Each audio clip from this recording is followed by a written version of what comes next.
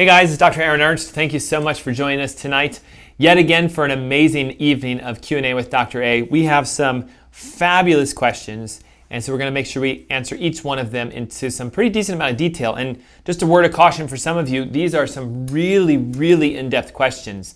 And I know some of them are kind of specific to the exact person that asked them, but who knows, maybe you'll get something out of learning what other people are asking in and of for themselves and for their health.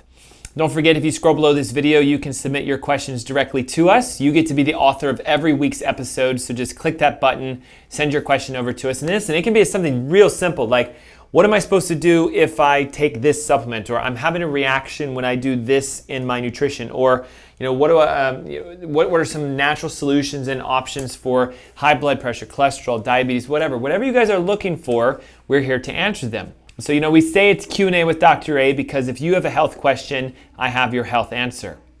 And the first question talks about, somebody asked, can you explain what the codes are when you buy a piece of fruit or a vegetable, because they have different numbers. So what we're talking about is something known as a PLU code. It's basically the little sticker that's found on whatever you're buying. So if you pick up an apple, it has that little peel sticker back. But if you actually look at that, the number on that will tell you a lot about what's in, on, or where that fruit or vegetable came from. As an example, if it starts with a 3 or a 4, so it could be like, say, 3176 or 4192, starting with a 3 or 4 tells you it's conventionally grown, meaning it's more than likely sprayed with pesticide or herbicide, something to that effect. Obviously, you'd want to stay away from these sorts of food items, but if you do happen to find one and you're going to eat it, either peel the outer layer off, wash it very heavily, use a fruit and vegetable wash to try to get the chemicals and pesticides off. You can even soak that fruit or vegetable, whatever it is, in a slightly acidic water. So if you have like an alkalizing machine and you use level 1 or level 2 acid, let it sit in there. The acid water will pull the toxins and the chemicals off, and then it is a little safer to consume. But in my opinion, 3s and 4s you want to stay away from because, again, they're conventionally grown. Now, if it starts with an 8, that stuff is literally poisonous, toxic, and in my opinion should be never consumed or touched. 8 is a labeled, secretly genetically modified either vegetable or fruit product. So if you saw like 8172 or 8976, whatever number it is, throw that thing away, get as far away from it as you can, because the seed source is genetically modified. And technically, if it's 84, then it's genetically modified, conventionally sprayed, and of course you'd want to stay as far away from that as you can. Or 83. So you guys understand the number tells us what's going on. Number 9, if it's 9142 or 9726 or whatever, is an organically grown fruit or vegetable. And of course, that's what we're shooting for. The lowest amount of pesticides and herbicides, technically some none, but even some of the organic products use organic pesticides and herbicides. So while they're still considered relatively safe, it's the best bet we have today to find something that's organic. There is a new one that's been kind of floating around. Somebody emailed me directly. It's a sub-question. What does it mean when it starts with a 6? So we had like a 6-9 or a 6-4. And we looked it up. 6 just means it's pre-cut. So if you're finding like, I don't know, like a pre-cut pineapple and it's organic, it would be 6-9 blah, blah, blah. So the codes are really important. So don't just go and look at the price and see that these apples are on sale and pick them up and buy them. Read the code on the sticker and it'll tell you what kind of fruit, vegetable product that it is. And of course, we want things that are as clean and healthy and as vibrant as we can for our life, because that food gives you nutrition and power. Next question says, what are your thoughts on xenoestrogens as hormone mimickers, as they can create hormone confusion? And so my thought is that is absolutely 100% correct. The challenge is xenoestrogens are typically what we would term kind of like false estrogens or false hormones that are usually chemical sourced. So as an example, we know xenoestrogens are found in certain plants. So as an idea, we have like estrogen-like hormones in soy. We have even xenoestrogens found in plastics and certain wrappings and styrofoams and things to that effect. By definition, a xenoestrogen is just something that you consume that in the body acts like a hormone. So for example, if we're looking at things like, say, leptin. Leptin is a hormone that tells your brain to stop eating so that it can burn fat. Well, there are certain toxins and chemicals that don't act like leptin, they act like something different. So they interfere with the hormone process and they act like a different type of a hormone response. So instead of burning fat, we store fat.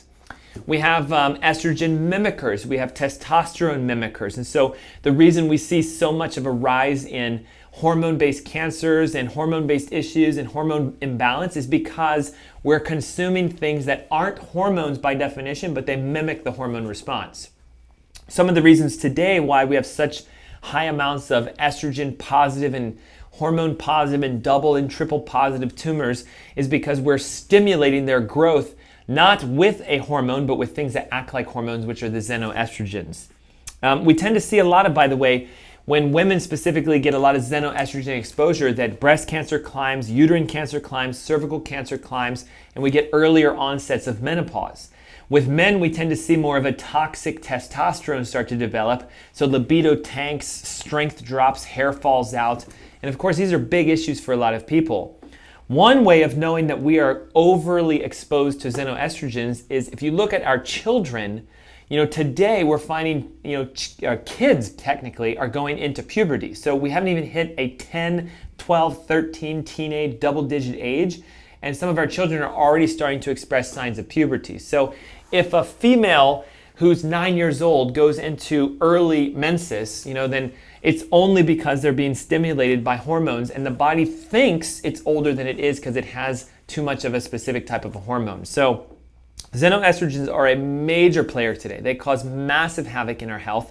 And if anything, the only way to get rid of them is to stop your exposure, which would mean not eating the plants that have high estrogens in them like soy, and staying as far away from plastics and phthalates and BPA and all of those mimickers of hormones. So great question. My thought is it's causing massive issues. And if anything, we're going to see with the new millennial turn of diseases that most people's chronic health conditions are due to toxins and hormone mimickers. Next question says, have you ever heard or talked about biofilms, specifically how they may create problems with infections? And the answer is I haven't, because a biofilm is an extremely complicated concept to teach. We have 30 minutes tonight to do Q&A. I could do an entire 2-hour seminar on biofilms. Here's my 60-second elevator speech. A biofilm is when you get a group of microorganisms grown together, stuck to some sort of a matrix that they produce. See what I mean about how complicated this is? So bacteria tend to give off certain proteins and gunk and toxins. If you have enough bacteria in a location and they create this kind of like web, then they all tend to stick together and they hang out in this film, and that's called a biofilm. Now, we classically see biofilms with the really heavy players, like Lyme's disease and mold and those sorts of things. So when you get a biofilm present, they are extremely difficult to get out because now the bacteria are protected. The viruses, the spirochetes are protected by this protein matrix. It would almost be the equivalent of like saran wrapping something and then noticing that you take that product and dunk it into water and it never got wet. So if you have a cell phone and you're saran wrapping it tight enough and you dunk it in water, it won't be destroyed when it should. So the challenge here becomes when something gets to its biofilm state, it's usually extremely chronic. We can see it with Epstein-Barr virus, like chronic mono. We can see it with Lyme, like chronic Lyme, and we can see it with small intestine overgrowths and bacterial infections, mold, fungus, yeast, etc. So they become extremely dangerous when they're found in the intestines because then the film coats the gut and it blocks absorption of nutrition and everything else. So loaded question, but at the same token, fabulous question. How come I don't talk about it on my seminars? Because it only affects probably less than 1% to 2% of the general health population and people seeking out what we do. But if you're dealing with a biofilm issue, it needs to be addressed by someone who knows what a biofilm is and knows how to unwrap and basically take apart the biofilm to then expose the toxins, the viruses, the bacteria, and whatever's living inside of that. Next question says, I'm having difficulty with some circulation to my legs possibly. I'm noticing that my hair is not growing. How do I test for circulation issues, and could this be an autoimmune condition? So if you're losing hair on your legs, can it be circulation? And obviously the answer is yes. So a couple things that we can look at is this. If you lose oxygen, you lose nutrition, and you're getting a pooling of toxins because the venous supply is not flowing back up into the legs, you can start to get necrosis and early cell death, and loss of hair can be an early warning sign of that. How do we find out if it's what I'll call sort of a vascular or a circulation issue? Well, typically circulation affects both sides. So if it's a lower extremity circulation block, it's not going to be just on one leg. Now, if it's one-sided, like no hair on one side of my legs, or I've got a lot of swelling on one side of my leg and not the other, it's typically not a circulation issue and more of a neurological issue. Now, that doesn't rule out circulation problems because you can have one-sided circulation issues, but typically circulation is going to be across the entire body. How do we test for circulation issues within the leg? Well, it's actually quite simple. Laying down on your back, you have to have someone else, or you have to figure out a way of testing the pulse on your foot. So we have a pedal pulse, our foot pulse. It sits right up above the outer side of the ankle, just like we have a pulse in our wrist. And so you check the pulse within your leg. And what you want to do is just find out how many beats per minute is flowing, and can you feel it, is it palpable, etc. And then you start elevating the legs. So if we were laying down, find the pulse, elevate 10 or 15 degrees, find the pulse. Did it change? Is it weaker? Elevate, elevate, elevate. You should have the same pulse and the same strength with you at as high as you can get your leg as you do with your leg down. If there is a decrease, or if it changes, or you start noticing discoloration, then what it is you're starting to have circulation issues within the leg. The classic circulation issues is a beginning form of arteriosclerosis, which is a hardening and sort of a plaquing of the arteries, flowing blood down into the extremities. It's very rare to have blockages in the veins, very rare to have a sclerosis in the veins, so it's usually arterial. Another thing that tends to show up is there's usually a discoloration of the skin. It'll either turn lighter or darker or redder, or it gets thick or sort of kind of almost calloused, because again, you're starting to have fluid buildup, toxic buildup, and so we start to get necrosis and death of the cell tissues around it. Discoloration, of course, purple, splotchy, pigmented, is often a sign of circulation problems. Now, the challenge with it being autoimmune is that anything's possible with autoimmune. You can actually start to attack hair follicles, you can attack collagen, you can attack skin joints. Most of the time it would have been labeled as some sort of a disease like scleroderma or lupus or something to that effect. But autoimmune can definitely create the condition of having loss of hair on the lower extremities compared to the upper extremities. And so the challenge is going to be, obviously with you, you're going to need to get some testing done, either by a qualified wellness physician, some sort of a doctor who's holistic and knows that they're not going to just toss medications at this. So I would highly suggest you find someone in your area, maybe meet with us or meet with somebody that you know that can get you tested appropriately for that.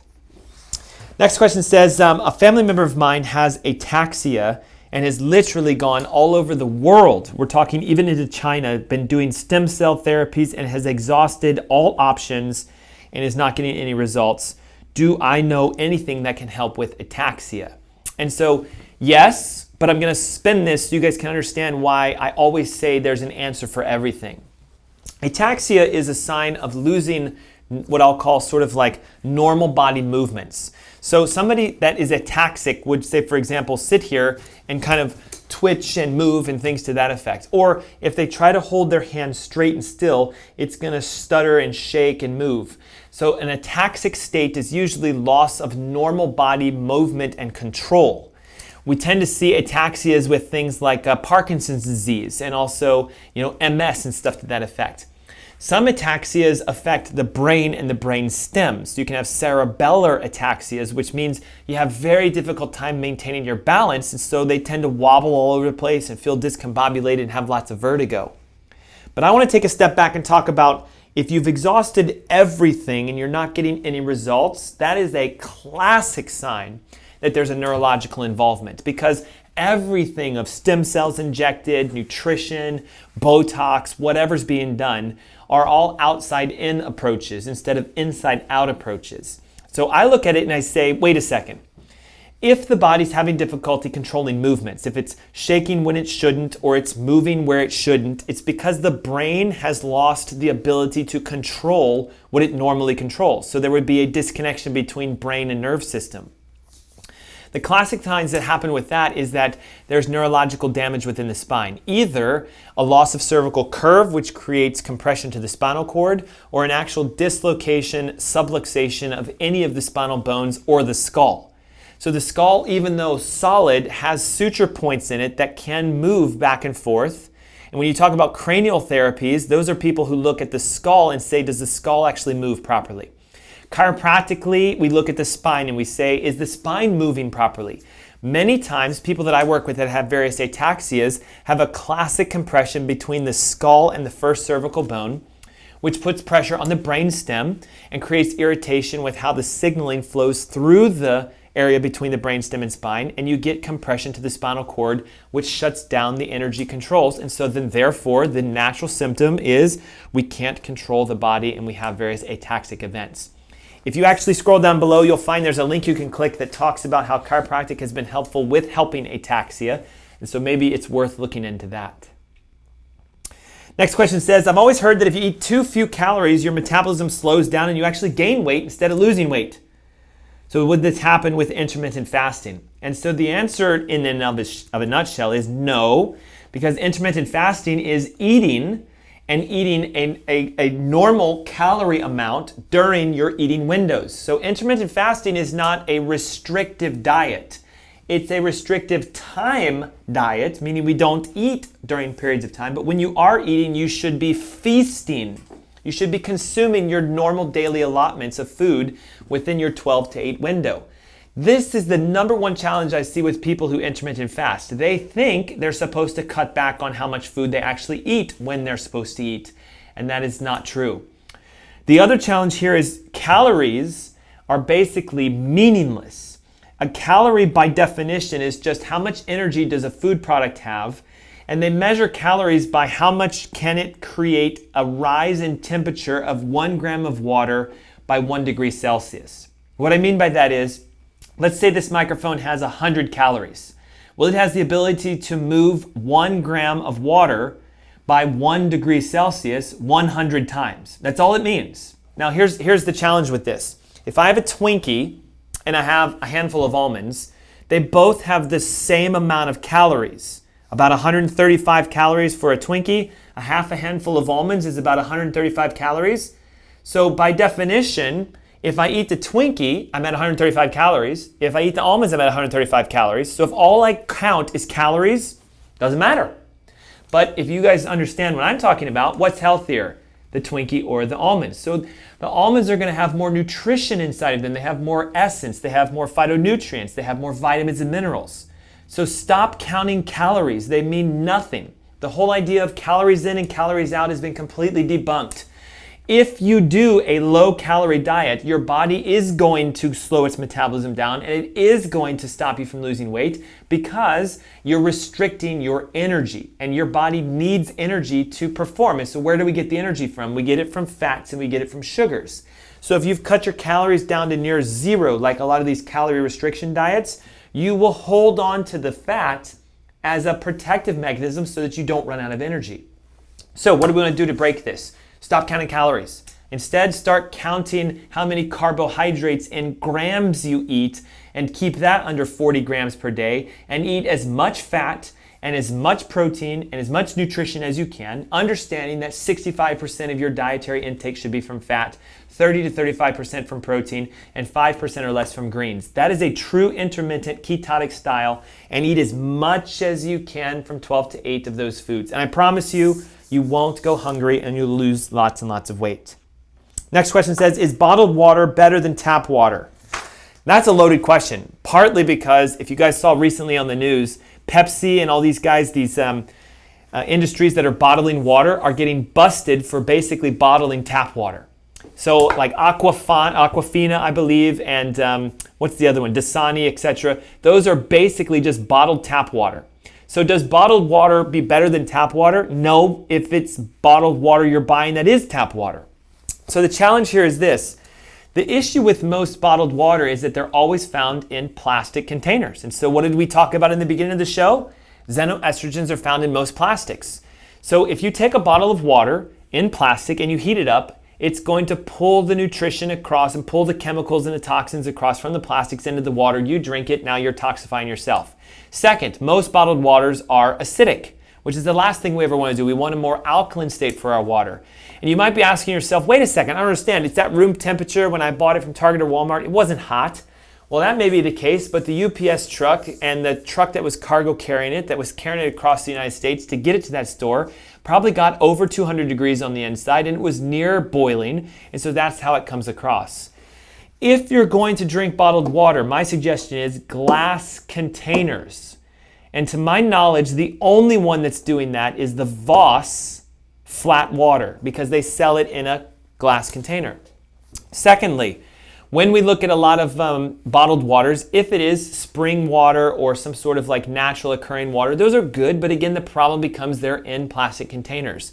So you're gonna have to do some digging and do some research to find out, does the company that you're buying the water from have xenoestrogen-free, BPA-free plastic containers?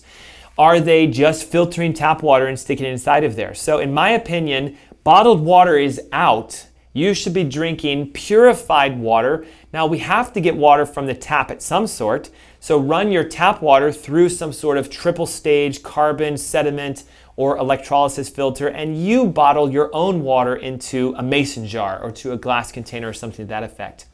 Listen, water is one of the most greatest nutrients we can ever consume, but today a lot of our water is toxic. If you guys haven't seen this, just recently the Environmental Working Group put out a report saying that the Erin Brockovich carcinogen, the chromium-26 I think it was, that is found in a lot of tap waters, even in the Charlotte-Mecklenburg area, is known to cause cancer, and the government is doing nothing about it. There's no regulations on how much is okay to be in there. And the Charlotte-Mecklenburg water tested positive for 100% of all samples tested. So we have to filter our water. We have to clean it, and we have to drink it because your body is 70 to 80% water anyway, and we need water. So the other challenge is almost all tap water has chlorine and fluorine in it, and it has medications in it because we're starting to dump our used medications down the toilet and we urinate out medications. So bottled water, in my opinion, out. Waters you should go for that are bottled in glass, and make sure you filter your water and you drink that to stay hydrated. Guys, thanks so much for joining me today. I hope you really had fun with this episode of Q&A with Dr. A. Don't forget, you can join us each and every week on WBT, which is 11:10 a.m., 3 o'clock on Saturdays for the Ask Dr. Ernst show, and each week here, Thursday, 7 p.m. for the Q&A with Dr. A's that we do. Thanks so much for joining us. I look forward to seeing you next week. Until then.